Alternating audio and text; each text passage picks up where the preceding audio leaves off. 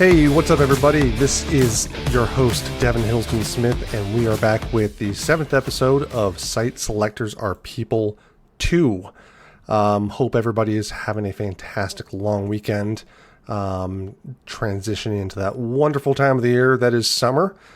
I'm looking forward. This is going to be the first summer that I get to spend with our new dog. I'm looking forward to getting out there and hiking again, getting my butt back in shape.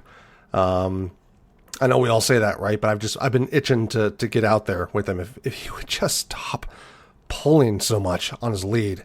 We had to get him a gentle leader, which he looks miserable in. But anyways, so last episode, we kind of went into the tech side of, how technology is impacting our profession, right? With artificial intelligence, AI.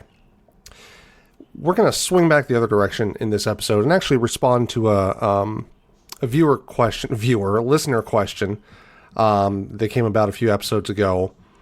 And we're going to focus today on trust. Trust, probably the most human of aspects behind our profession. Building trust, maintaining trust, earning someone's trust, failing somebody and ruining trust.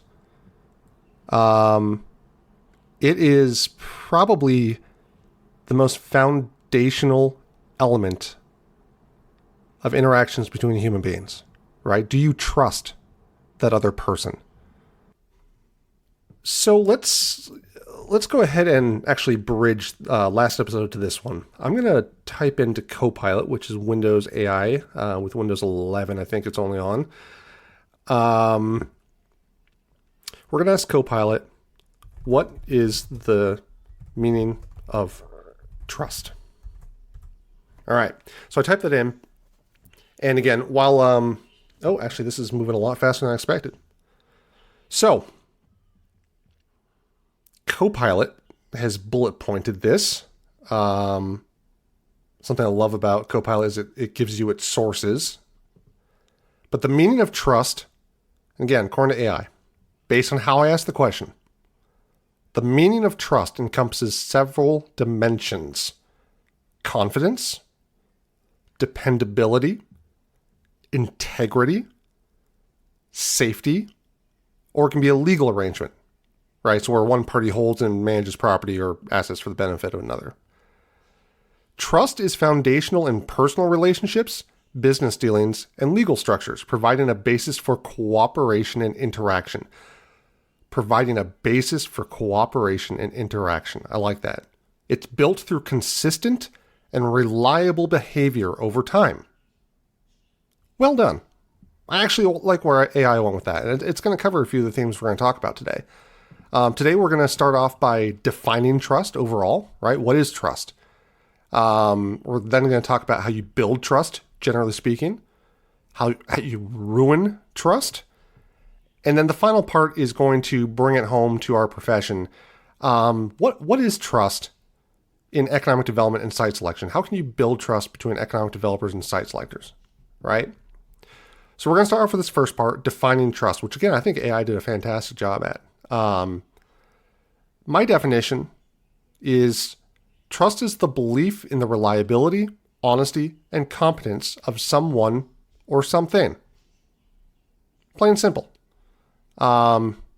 Trust it's one of those concepts that's really hard to pin down, right? But it's more than just a word. It's a fundamental concept that underpins our interactions, our relationships, and really even our societal structures. Case in point, communities with higher institutional trust, so trust in government and business, in their leaders, experience stronger per capita real GDP growth because trust encourages investment, trade, collaboration. It's, like I said, it's an underpinning of society. So it's a huge deal, right? Trust involves relying on others, right? In the recipient's view, trust involves relying on others with confidence that they will act in our best interests. So when you trust somebody, you believe that they will consistently make decisions that align with your well-being, right? It's an assured reliance upon somebody. Trust is also the notion that, promises are kept, right? Trust is built by keeping our word, and consistently, right? This word consistently is going to come up a lot throughout this podcast. Consistency is key. It's repetition. It's proving something. It's earning trust. But trust is built by keeping our word and consistently following through on our commitments. It's not just about making promises, but also about fulfilling them reliably. It's very easy to make a promise.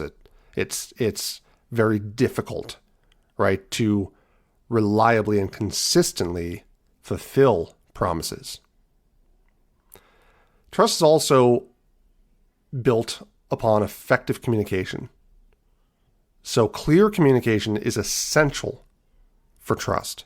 When we communicate openly and honestly, we create a foundation. Effective communication ensures that our intentions align with what others perceive. And kind of the last point I'll make here about the definition of trust. What is trust? I mean, it goes back to consistency. It's about time. Trust takes time to develop. You have to start with small commitments and gradually build up to larger ones. Consistency in our actions reinforce trust. I'm sure you can point to a number of examples in your professional day-to-day, right? If you're an economic developer or site selector, where somebody let you down, right? Whether it be a member of your own team that made a promise, or somebody on the other side of the table made a promise that they were going to get you an offer, or they're going to get you, a shaped polygon by a certain time or a certain day, and then they miss it, right? And they come back with a legitimate excuse, and then another promise comes through, and they miss it, and another legitimate. Listen, we're all human, right? And you're going to fail. We're all going to fail from time to time, because my life feels like just a symphony of failures sometimes, right? But don't make excuses when you do. Own up to your failures, because even if you fail somebody, if you own up to it, that to some extent mitigates the negative impact that you've had potentially on your trust status with that person. So it's a very complicated term. It's a very human term, right? There's no way that you can say, if I build up 100 points, therefore somebody will trust me. There's a multitude of factors that go into it. And there is no calculation. There's no formula. It's about your interactions. It's about your trustworthiness. So part 2 of this podcast, and because we're kind of going all over the place, I'm going to kind of call out the different parts here to keep us organized. So part 1 was defining trust, right? It's the belief in the reliability, honesty, and competence of someone or something. That can be another person, it can be your government, it can be the company that you work for. It can be just about society in general around you. But that was part 1. How do you build trust when it's not linear and it's not as simple as 100 points equals trust, right? So let's explore some general tips on how you can build trust. First and foremost, be true to your word and follow through. Keeping promises and following through with your actions is crucial. When you make commitments, ensure you can fulfill them. Because again, here's our favorite word, consistency in keeping your word shows others what you expect from them, which will foster trust. Now, it's hard to be true to your word when your word maybe was misinterpreted, right? So another general tip is effective communication matters, right? Good communication is key. So what I always do, and I recommend to others, is you clearly express what you have committed to and what has been agreed upon. Because effective communication ensures that the message you intend to send aligns with what others receive. It's as simple as when you have a discussion about a task, right, or something you're going to do for somebody else, you just reiterate at the end of it to make sure everybody's on the same page and move it forward. You summarize, right? And by catching misunderstandings up front, you ensure that there's no snowball effect. So on the back end, you're not sitting there pointing fingers and saying, well, you said you were going to, right? How many times? You said you were going to do this. No, I didn't. I said, and then it's too late. And so when you're starting off and trying to build trust with somebody new, right? Again, remember, trust takes time to build. Avoid expecting or offering too much too soon. Start with some small steps, right? Maybe in your onboarding at work, you make a promise that you're going to get all the documents the HR needs within the next hour. Do it, right? Start with small steps and gradually take on bigger commitments as trust grows. Because guess what? It's human nature for us to gossip, even though that's part of a way that you can ruin trust, right? But think about this. If you are the new guy at work and or gal at work, sorry, and you, in your first week, have established a pattern of saying, yep, I'm going to do this, and following through and doing it just like you said you were going to, and by the time that you said you were going to, people talk, right? And all of a sudden, hey, that new guy, he's not too bad, right? Yeah, I've enjoyed work with him so far. Trust can be contagious to an extent, but so can when you have a lack of trust in somebody. So remember, this is a marathon building trust. It's not something that you're going to establish with somebody day one, day two, week one, week two, month, year, right? Trust can take a long time, depending on the complexity of the relationship and the personalities involved. And that's why, just be consistent. There's our favorite word again. Be consistent. Consistent behavior reinforces trust. So when others observe that your actions align with your words, they further develop trust in you. So plain and simple, be reliable. Be reliable. Another way that you can establish trust is, again, this is back to the communication side of things, but transparency and vulnerability in your interactions and relationships with others. Openness and honesty are vital, right? Transparency builds trust by showing your authenticity.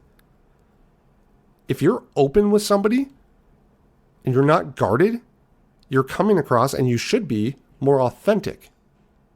So when discussing challenges or mistakes, you can be willing to share openly and get to the root of the matter, right? If you can be vulnerable, that fosters stronger connections. That's because when you attempt to hide your mistakes, let's be real, people know that you're being dishonest. But by being open, you show your vulnerable side, and this helps build trust with other people. It's because they perceive you to be more like them, right? Everybody makes mistakes. If you pretend that you never make mistakes, you're going to make it difficult for others to trust you because you've created an unnecessary difference between the two of you. When all that a person sees is the perfection you project, they likely won't have an easier time trusting you, which seems at odds, right? That seems counterintuitive. That when all that a person sees is perfection, they likely won't trust you. Well, it's because they know that there's got to be something wrong, because they make mistakes. Surely you do as well. So if the only thing they're seeing is you attempting to prove that you don't make mistakes and that you're perfect, trust starts to be eroded, right? Where are they not telling me the truth? Because there's no way this guy is always perfect. And so the flip side is you need to have empathy and understanding in your interactions. Understand others' perspectives, what they're going through. Show some empathy, right? Trust is strengthened when people feel heard and valued. So as they always say, put yourself in their shoes. Consider their feelings. And then, just think through it, right? You've made a mistake. You have to go and tell somebody you made a mistake or you're not going to hit your deadline, right? If their response is empathetic and from a place of understanding, you're going to feel more comfortable being more candid and honest with them in the future when you make a mistake. Guess what? Because you start to trust them a little bit.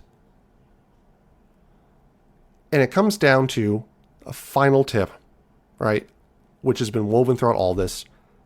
take responsibility for your actions. Have some accountability, right? Learn from your mistakes. Owning up to your mistakes and showing a true commitment to improve enhances trust. Refusing accountability undermines trust. And we've all been there, right? You're running, you made a mistake, you get caught last second and you don't know how to respond. Your tongue is tied, and the easiest thing you can do is say your dog ate your homework. I'm very sorry. I would never have done this to you, right? This was outside of my control. It's human. It's going to happen. But the more we can take accountability, take a step back, take a breath. Hey, Jonathan, so here's the deal. All right, I know I said that I was going to have this project to you by close of business today. I've had a few things come up on my end, but I'm not making excuses. I'm just giving you an explanation because you deserve that. I'm going to need at least until close of business tomorrow. Okay. Jonathan heard you say, I know that I'm not living up to my promise. I had some legitimate issues arise, but I'm not making excuses. I'm just letting you know because you deserve to know that something popped up and derailed me. And then Jonathan knows, okay, he said he's going to have it to me tomorrow by close of business, right? You've reset the expectations. Don't miss that deadline, or otherwise Jonathan's going to see a pattern. So that's how you build trust. On the flip side here, and then we'll go to break, part 3 is ruining trust, right? What are some behaviors that destroy trust between people? So first and foremost, lying. Dishonesty undermines trust more than anything else. Whether it's a small white lie, dog ate my homework, or a significant deception. Lying erodes the foundation of trust. Notice that I said in there, whether it's a small white lie or a significant deception. Yeah, I think all of our grandmothers have told us it's okay to tell a small white lie every once in a while, right? At least mine did, and hey, if nobody else's did, then sorry, Grandma. Small white lies, though, build up, right? Death by a thousand cuts. They build up, and they become tiresome at some point. So dishonesty undermines trust more than anything else. Another behavior that destroys trust is breaking promises, right? So when you failed to follow through with Jonathan on your deliverable by close of business today, failing to follow through on commitments damages trust. When promises especially are consistently broken, people become wary. And again, back to the whole water cooler, right? Conversations around the water cooler. You know, hey, this dude's been great to work with. I really like work, right? Yeah, he's been doing what he said he was going to do, right? Gossiping, even though it can help spread and enhance your trust by way of just secondhand discussions.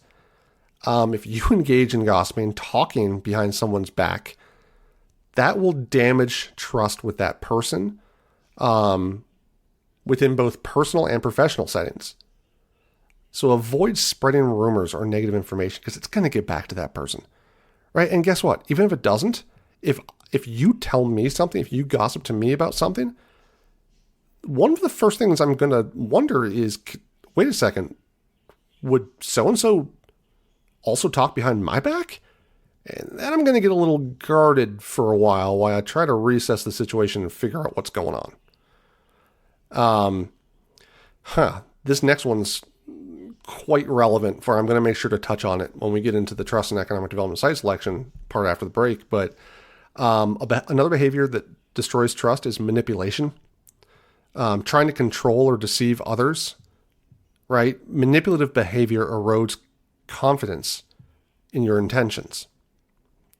And I said that this is relevant for what we do because negotiations always have a level of manipulation in them, right? You're not trying to show your hand right away as to how much in incentives you really are authorized to offer. You're not willing to show your hand right away when it comes to, yeah, you're actually the number one community and we just have others as backups, right?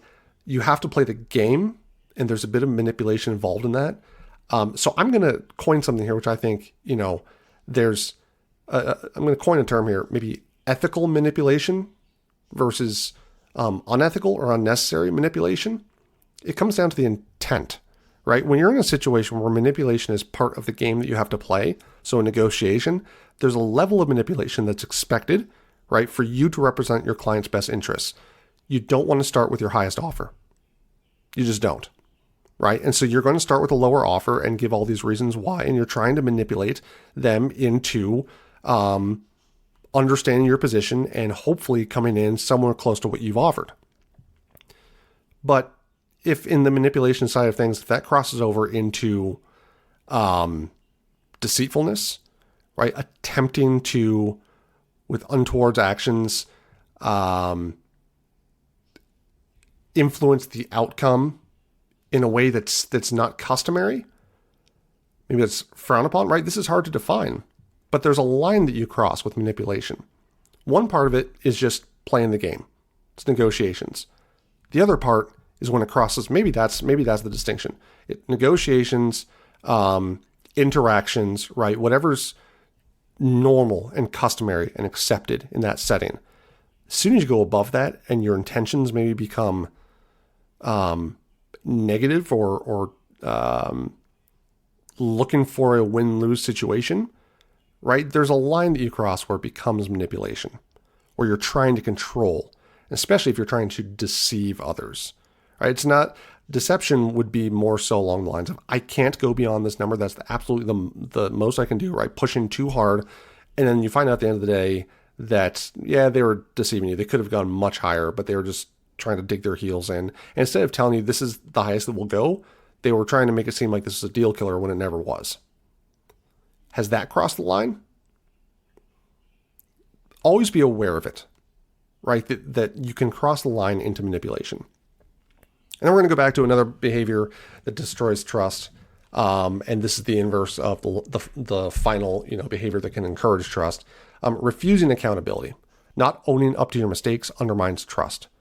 So when you avoid responsibility, trust dissipates. Plain and simple. All right, I think we've covered this general section of these first three parts pretty well. There's so many different ways we could have gotten into. I could just feel myself with that manipulation discussion. We can get really deep into some of these, but I want to spend some time next after the break talking about the specific application or existence of trust in economic development and site selection, because that's what we're here to talk about, folks. See you after the break.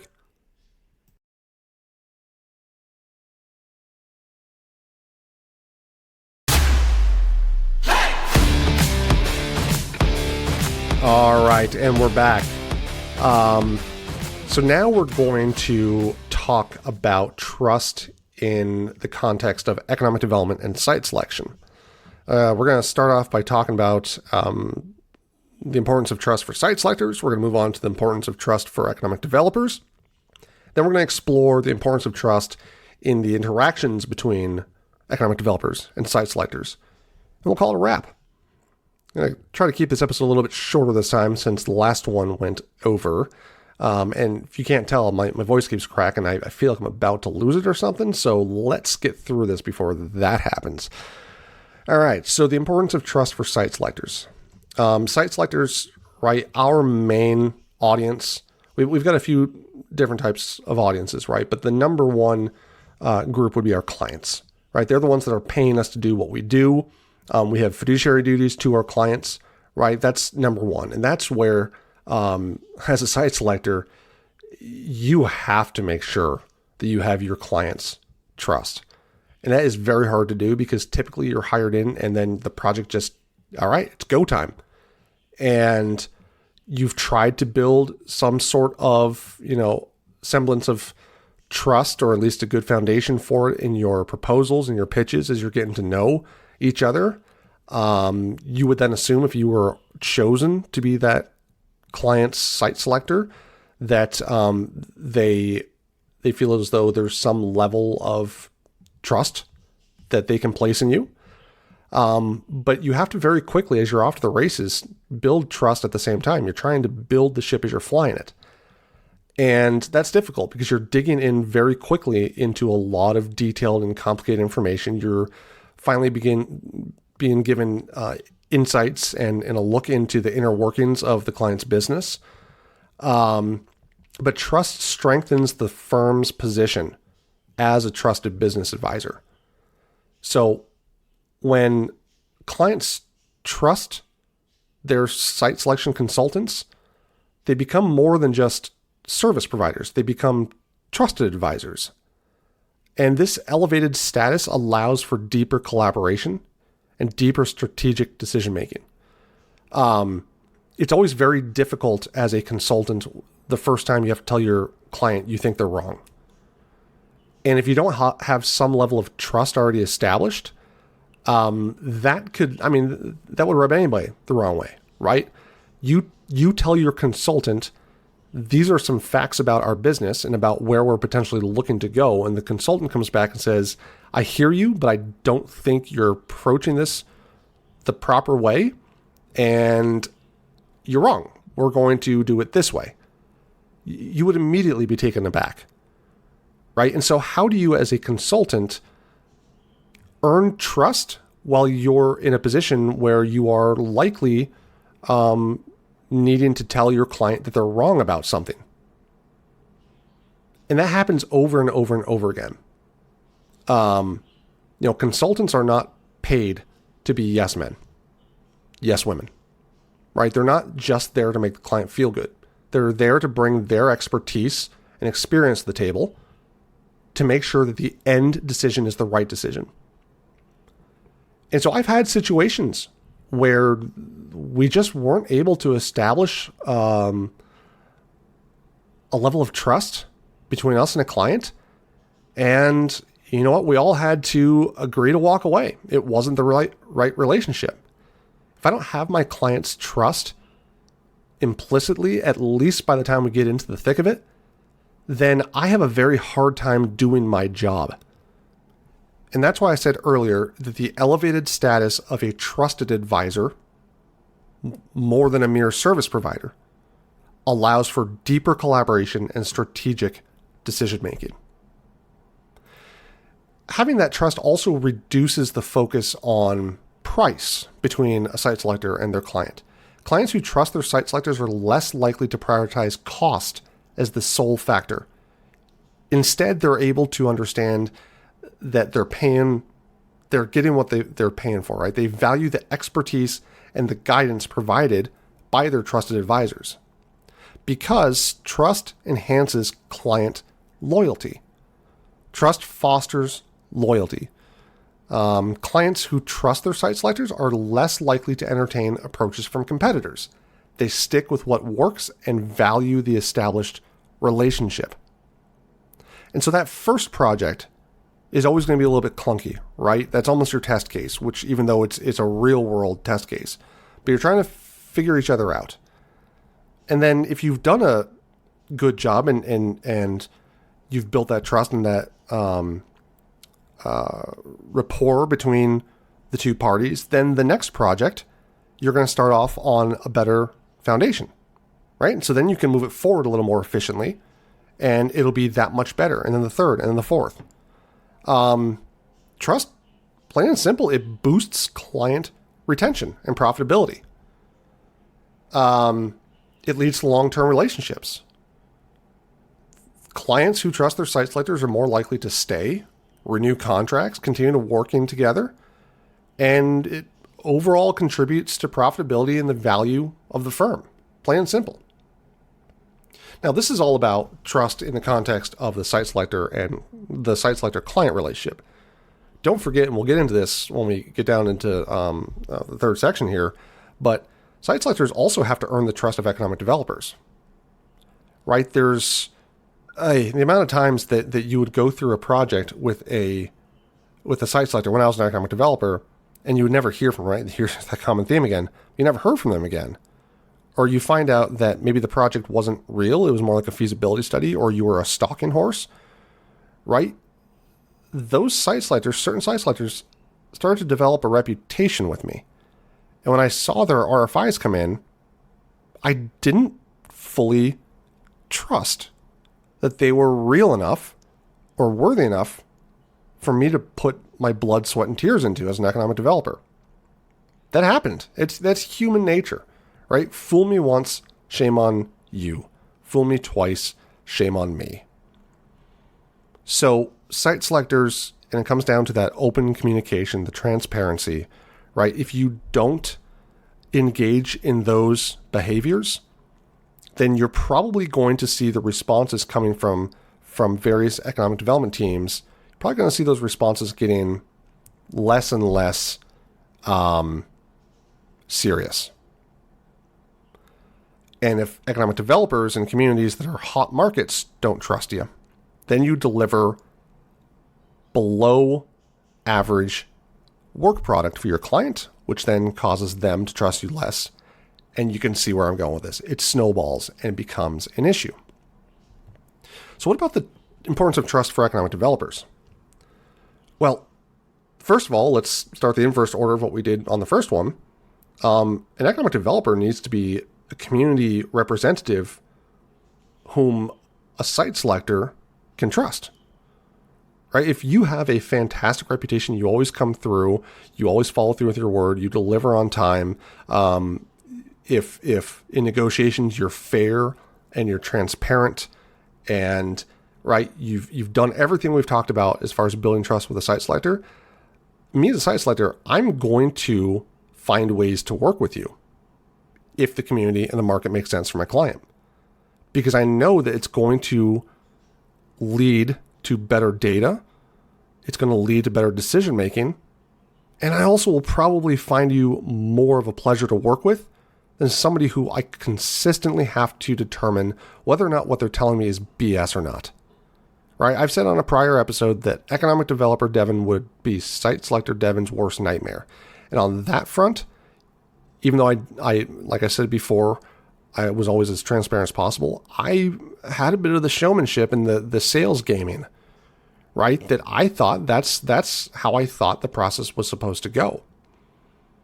Now, thankfully, my reputation, I think, please feel free to let me know if I'm wrong, but my reputation was intact because I probably approached it in a very meaningful way. But as an economic developer, you are one amongst thousands of communities that are competing for these projects, right?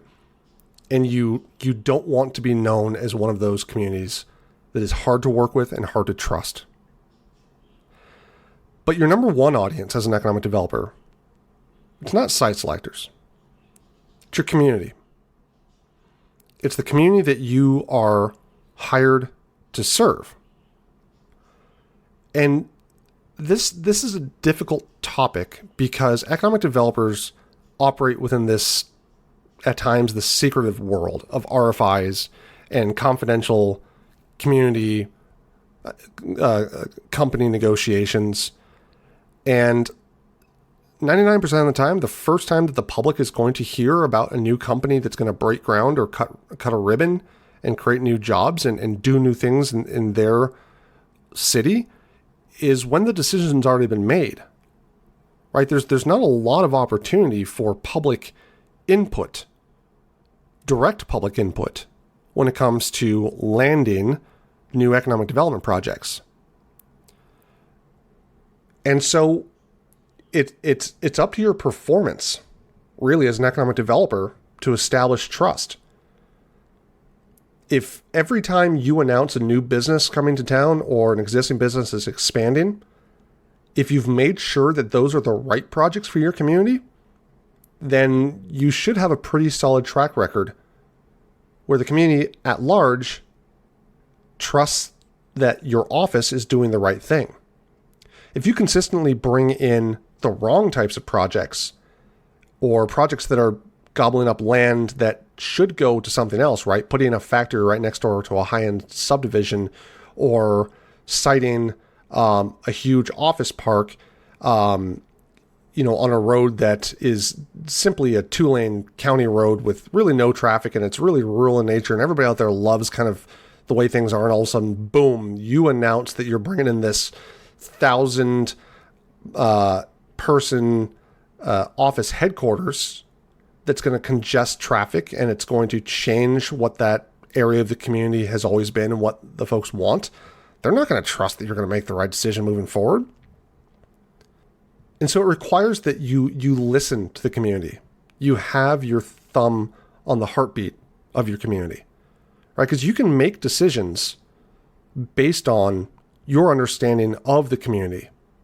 You're at that point, this is why you're hired to represent the community. You're hired to represent the community's best interests. And so you need to know your community inside and out. Knowledge and an intimate understanding of the city, town, county, what have you, that you were hired to serve. Knowledge is what's going to be the greatest opportunity to build trust. You're operating as a member of the community, not just somebody who's been hired to turn cornfields into factories. So trust fuels economic development, while a lack of trust will slow down.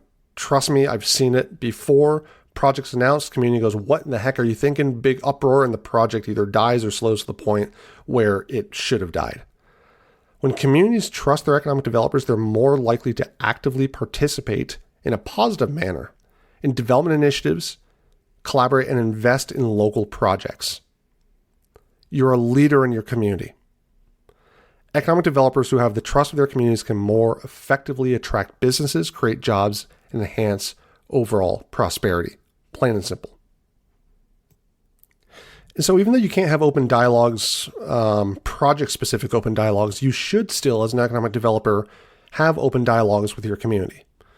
Economic development professionals can build trust by engaging with the community through participatory decision-making, right? Planning efforts. You can actively involve community members in shaping zoning and land use, development, master development plans. You can help to address cultural barriers, consider social dynamics. Economic developers can foster trust and ensure that development initiatives align with community needs and aspirations. Simple as that. You are, as an economic developer, required to listen to and understand your community. You are then to listen to and understand a project's needs, impacts, or requirements. It is then up to you to be trusted by both sides to make the right decision. Do we go after this project? How hard do we go after this project? Is this right for us, and is this right for the company? It is a difficult position to be in, folks. And this is why I can continue to say economic developers are the true heroes of this profession, because they are in between the community and a potential new project employer, right? And if it's a factory that has emissions, right? Is it the right type of community for that? You need to make sure your community trusts that what you're doing is for the overall well-being of that specific community. It comes down to information gathering, understanding, listening.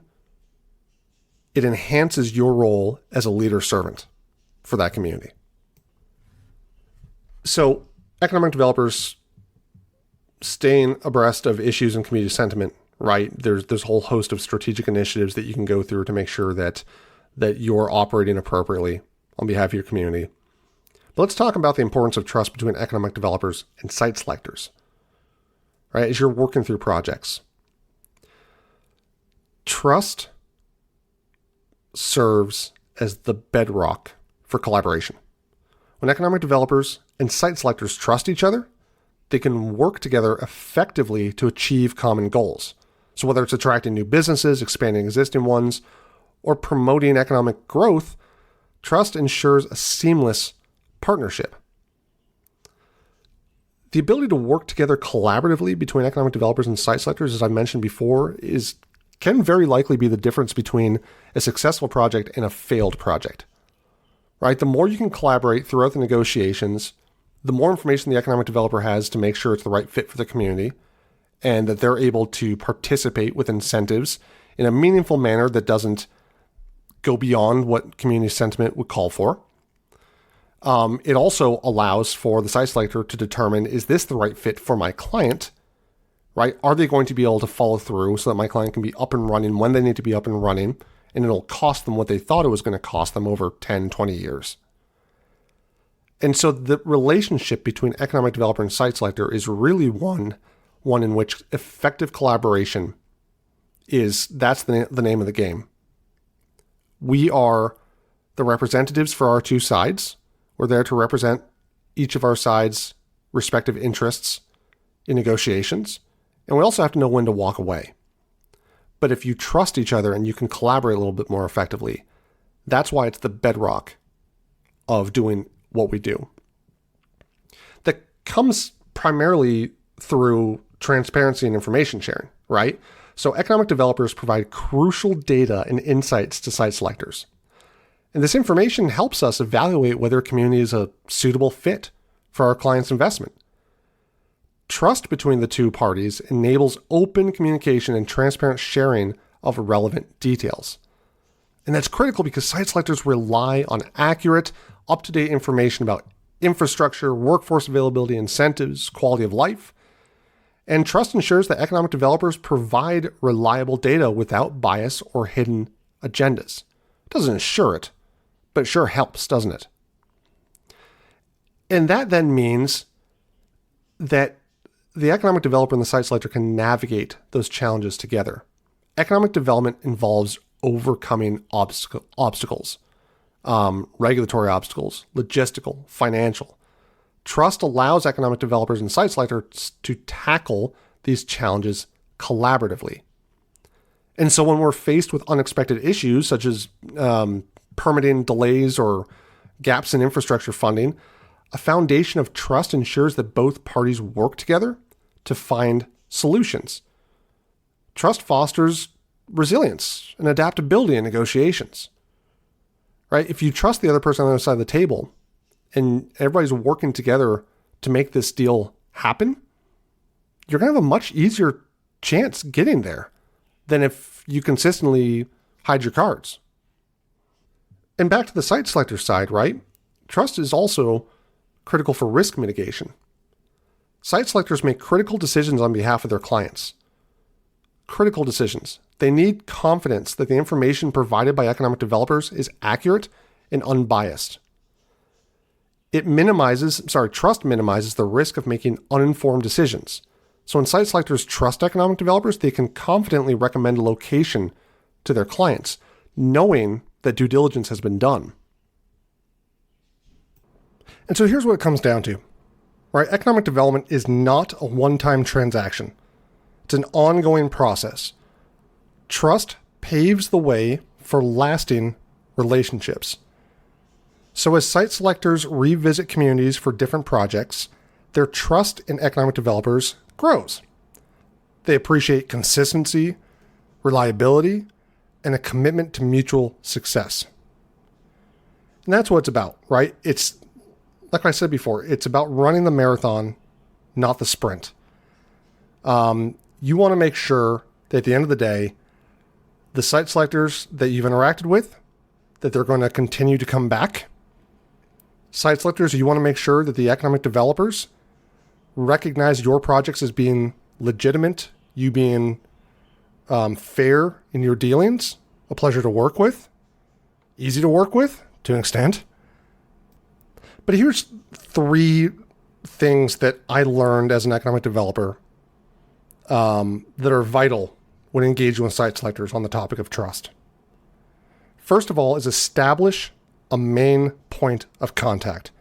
Clear communication is vital when engaging with site selectors, especially when you have the state involved, the locals involved, the developer involved, the utility companies involved, the workforce development board involved, the regional chamber involved, right? That's a lot of cooks in the kitchen. But because clear communication is vital, have a dedicated point of contact, a real person the site selector can rely on. It makes a difference, right? Even down to the little things like personalize your communication by providing a name and a photo for this point person. When site selectors know they can turn to you for information, trust grows. Human connections matter, especially and despite us being in an era of AI and chatbots. So you can leverage industry-related events to meet site selectors in person, proactively reach out to establish that initial connection. Once they know you, they'll be more willing to engage, learn about your community, and take it from there. The second tip as an economic developer is to build a reliable team. You need to collaborate with local and regional partners. When site selectors see that you and your partners share a vision and work together, they gain confidence in your community. You need to highlight your strong foundation and ample resources to optimize their client's project. So if you communicate clearly with local companies, higher education institutions, utilities, state-level economic development organizations, ensure everyone is informed about each other's value propositions, programs, accomplishments, trust is reinforced when collaboration is impactful. And not only will strong collaboration lead to site selectors trusting you more, but it'll also ensure that your team, your partners, trust you more. And the third tip here, and this is a simple one, but an important one. Tell your authentic story. Site selectors have heard countless community stories. However, the most memorable ones that I've found are raw and authentic. I want to hear real life experiences from locals, not scripted commercials, right? One of the ways that I get to know a community is when I get there, I will take the cheapest Uber I can find, right? And I will engage in conversation with that driver. Why are you in the community? If you're not from here, why did you move here? Right? Why haven't you left? What do you enjoy about the community? I'm talking to an everyday person, not somebody who knows who I am and is trying to script every moment of my interaction in their community. I will then take the most expensive Uber I can find, unless it's really expensive, in which case the next most expensive, and I'll ask the same questions. See how they interact, how they respond. It's about having that authentic story. Because you need to share stories that resonate. Why an international company chose your community. What challenges were overcome. What's the community spirit? Authenticity builds trust and leaves a lasting impression. So we're going to end it there. I hope this gave us all something to think about here. I know as I was going through it, it did. There are areas where I can definitely do better in my life to garner trust, to earn trust. But again, don't forget, this is a complicated topic, gaining trust in general. And when you apply it to a complex industry like site selection and economic development, it becomes even more difficult, right? When you've got negotiations that are full of potential lines that cross into manipulations, when you've got the difference between fact-finding and sales.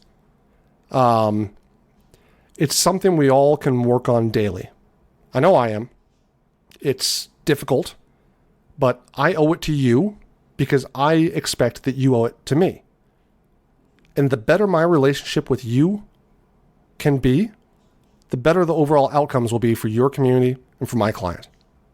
So, hope you've enjoyed this episode exploring the concept of trust, why trust matters, and why trust matters in economic development and site selection.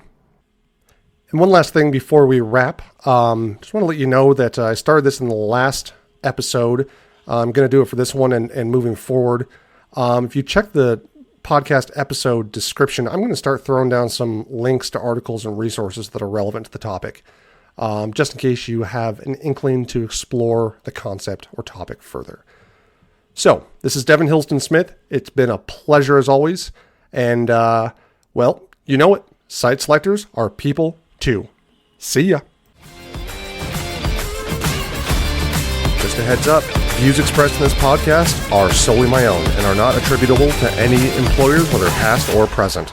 Thank you.